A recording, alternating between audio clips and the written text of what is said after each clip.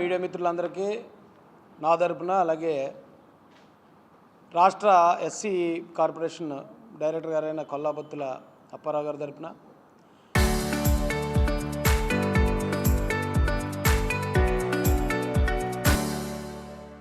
అలాగే Kakinada city SCCL president అయిన అంబటి చిన్నా గారి తరపున ఇక్కడున్న తెలుగుదేశం కార్పొరేటర్ల తరపున తెలుగుదేశం నాయకుల తరపున హృదయపూర్వక ఆహ్వానం తెలియజేస్తామండి.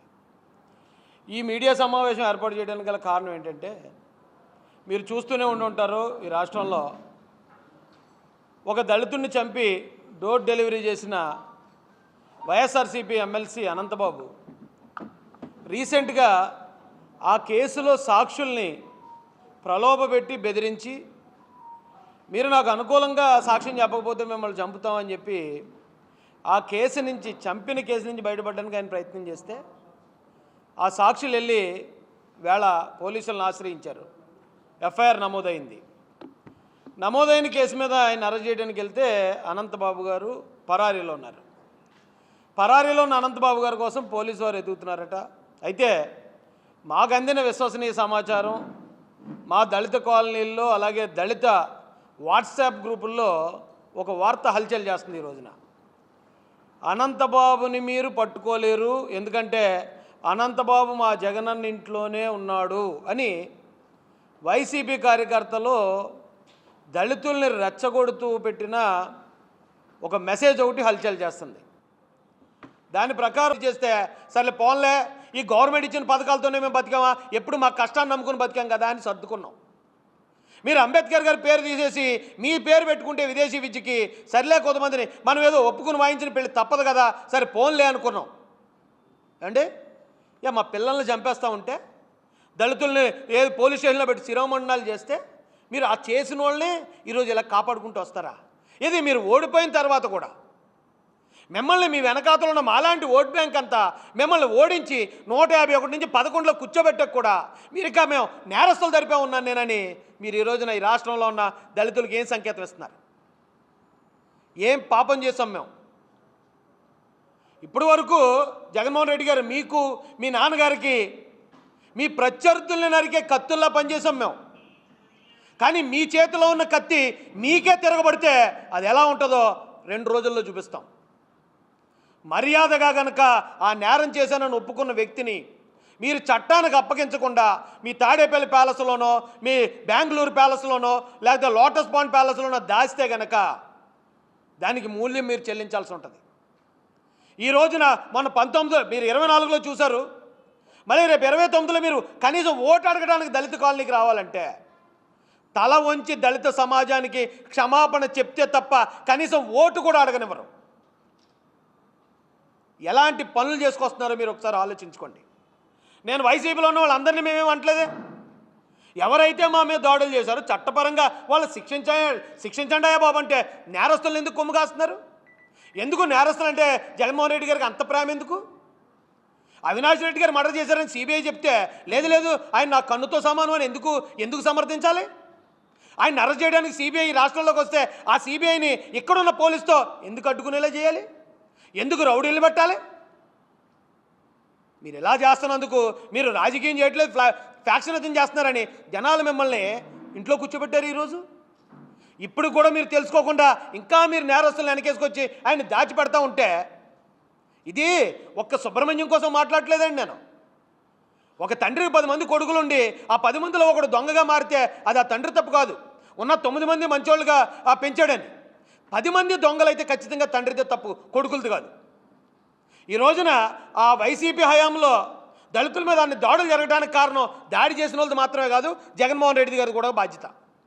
డాక్టర్ సుధాకర్ గారి మీద దాడి జరిగినప్పుడే అప్పుడే జగన్మోహన్ రెడ్డి అడ్డుకుని అప్పుడు దానికి కారణమైన వాళ్ళు శిక్షించుంటే మరొక దళితుల మీద దాడి జరగడానికి, దాడి చేయడానికి భయపడదు. మీరేమో దాడి చేసిన వాళ్ళు పట్టించుకోరు.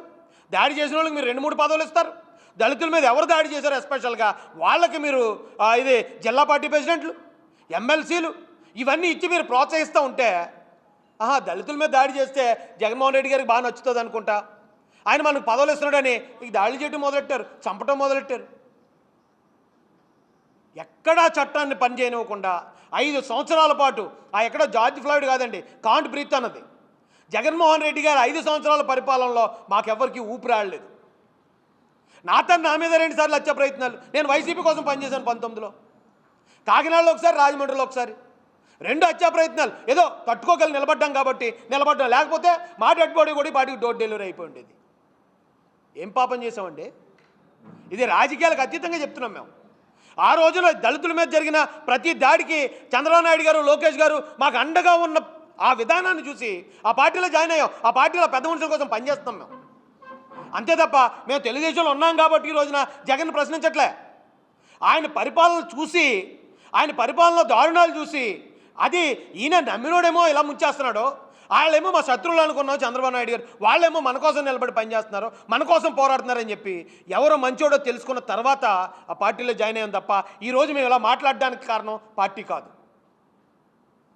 ఆ రోజు నిజంగా చంద్రబాబు నాయుడు గారు, లోకేష్ గారు లేకపోతే ఇంకెంతమందిని చంపే, నాలంటి వాళ్ళు ఎంతమందిని చంపేద్దరు మీరు? నాయకులు కనీసం ఈ రోజున జాతి కోసం మాట్లాడడానికి మిగిలేమంటే కేవలం ఆ రోజు చంద్రబాబు నాయుడు గారు, లోకేష్ గారు మాకు ఇచ్చిన ఆ భరోసా. ఖచ్చితంగా హెచ్చరిస్తున్నామండి ఇది మేము. మీరేదో అనుకుంటున్నారేమో, దళితులు ముఖ్యంగా మాల్లో ఇంతకుముందు మా ఓట్ బ్యాంకు, మా మేనమామలు అంటే పడిపోతారు, మేము ఏం చెప్తే అది నమ్మేస్తారు, పలానా యాక్సిడెంట్లో చనిపోయిన పాస్టర్ని చూపించి కూటమి ప్రభుత్వం చంపేసిందని నమ్మేస్తారు, ఇంకోటి చిన్నపిల్లలు గొడవ తెచ్చి ఇది ఎస్సీల మీద వివక్ష అంటే నమ్మేస్తారు అనుకుంటున్నారేమో. ఆ కాలం పోయింది. మీరు చెప్పే ప్రతి అడ్డమైన అబద్ధాన్ని నమ్మే పరిస్థితులు ఇప్పుడు దళితులు లేరు. అలా ఉంటుంటే మీరు 11 సీట్లకు పడరు. ఇప్పటి నుంచి అయినా పద్ధతి మార్చుకోండి. పార్టీ అంటే 1,00,000 మంది ఉంటారు. తప్పు చేసేవాడు ఉంటాడు, ఒప్పు చేసేవాడు ఉంటాడు. అన్నీ మిమ్మల్ని అంటలే మేము. కానీ తప్పు చేసిన వెనకేసుకొస్తే మేము మిమ్మల్ని అంటాం. దానికి మీరే కారణం జగన్ గారు. ఈరోజు ఎక్కడితో ఆయన లొంగిపోయి ఉండుంటే, అది అనంతబాబు కేసు, ఎవరో సాక్షుల్ని ప్రలోభపెట్టాడు, బెదిరించాడు, లొంగిపోయాడు అంటే అక్కడితో అయిపోయినది. ఆయన తీసుకెళ్ళి జగన్ గారి ప్యాలెస్లో దాస్తారా? మీరు ఇలా మమ్మల్ని చంపించిన మీరు దాంతో కూర్చోండి, మేము మాత్రం చెక్కభజన చేసుకుంటూ కూర్చుంటాం. మీకు మీరు ఏం చెప్తే ఆ సోది నమ్మి చెక్కభజన చేసుకుంటూ కూర్చుంటామండి. చూశారు కదా మీరు అధికారంలో ఉన్నప్పుడే మేము ఎలా తిరగబడ్డాం, ఎలా మా ఆత్మగౌరవం కోసం నిలబడ్డాము. ఇప్పుడు కూడా అర్థం చేసుకోకపోతే ఎలాగండి? చెప్పండి. వైసీపీలో ఉన్న మిగతా వాళ్ళు, ఈ రోజున వైసీపీలో ఉన్న ఎస్సీలు ఎవరైతే ఉన్నారో వాళ్ళని వీధుల్లో చీ అంటున్నారు. ఏట్రా చంపిన వాళ్ళకి అలాగాళ్ళు ఆ ఇళ్లలో దాస్తున్నారట, మీరు అలాగా పార్టీ గురించి చెప్తున్నారు అని మీ పార్టీ గురించి మాట్లాడిన ఆ రప్ప కుర్రోళ్ళందరినీ చీ అంటున్నారు. మీరేమో అన్నీ చేసుకెళ్తారు, మీకోసం రప్ప అంటూ ఆ పొట్టేళ్ళ నాటిని నరికి జైలుకు పోయేవాళ్ళేమో మా దళితుల పిల్లలు. మీరేమో మీకు నచ్చిన దాచి పెడుతున్నది, ఆయనకి ఆశ్రయం ఇస్తున్నది గౌరవ మాజీ ముఖ్యమంత్రి వర్యులు, ప్రస్తుత పులివెందుల ఎమ్మెల్యే గారైన జగన్మోహన్ రెడ్డి గారు అనేది ఈ రోజున ఆంధ్రప్రదేశ్లో ఉన్న ప్రతి దళిత కాలనీలో వైరల్ అవుతున్న వార్త. అయితే జగన్మోహన్ రెడ్డి గారికి ఇల్లు అంటే మనందరికీ ఒకటే ఇల్లు ఉంటుంది మరి, కానీ ఆయనకి కొన్ని ప్యాలెస్లు ఉన్నాయి. అదే లోటస్ పాండ్లో ఈ అనంతబాబు గారిని దాచారా, తాడేపల్లి ప్యాలెస్లో ఈయన్ని దాచారా, కడప ప్యాలెస్లో దాచారా, లేదా పులివెందుల ప్యాలెస్లో దాచారా? దయచేసి జగన్మోహన్ రెడ్డి గారికి మేము ఇచ్చే రిక్వెస్ట్ లాంటి హెచ్చరిక ఏంటంటే, మర్యాదగా ఒక 2 రోజుల్లో నేరం చేసిన వ్యక్తిని, అనంతబాబు అనే ఆయన్ని చట్టానికి అప్పగించండి. మీరు ఆయన కనుక చట్టానికి అప్పగించకపోతే మేము 2 రోజుల కన్నా ఎక్కువ సహించలేం. ఖచ్చితంగా మంగళగిరిలో ఉన్న వైసీపీ కేంద్ర పార్టీ కార్యాలయాన్ని రాష్ట్ర వ్యాప్తంగా ఉన్న దళితులందరూ ముట్టడిస్తాం. ఎందుకు చెప్తున్నాను ఇదంటే, మీరు గతం నుంచి దళితులకు మీ అధికారంలో ఉన్నప్పుడు, జగన్మోహన్ రెడ్డి గారి అధికారంలో ఉన్నప్పుడు దళితులకు మీరు చాలా అన్యాయాలు చేశారు. మేము భరించుకుంటూ వచ్చాం, సహించుకుంటూ వచ్చాం.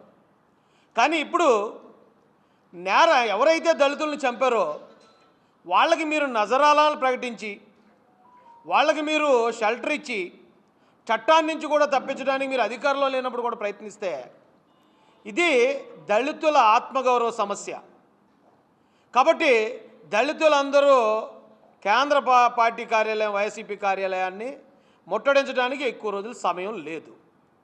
నేను మర్యాదగా, మీరు అధికారంలో ఉన్నప్పుడు, జగన్మోహన్ రెడ్డి అధికారంలో ఉన్నప్పుడు జగన్మోహన్ రెడ్డికి వ్యతిరేకంగా మంగళగిరి తెలుగుదేశం కార్యాలయంలో ఒకసారి దళితులందరూ గర్జించారు. దానికి 2 3 ఈ రోజున, ఆ రోజు ఆత్మీయ సమ్మేళనమే, కానీ ఈరోజు వైఎస్ఆర్సీపీ కేంద్ర కార్యాలయం దళితుల గర్జనని చూడబోతుంది. మీరు ఇప్పుడు అనంతబాబు నేరం చేశాడు, అది ఆయనే ఒప్పుకున్నాడు.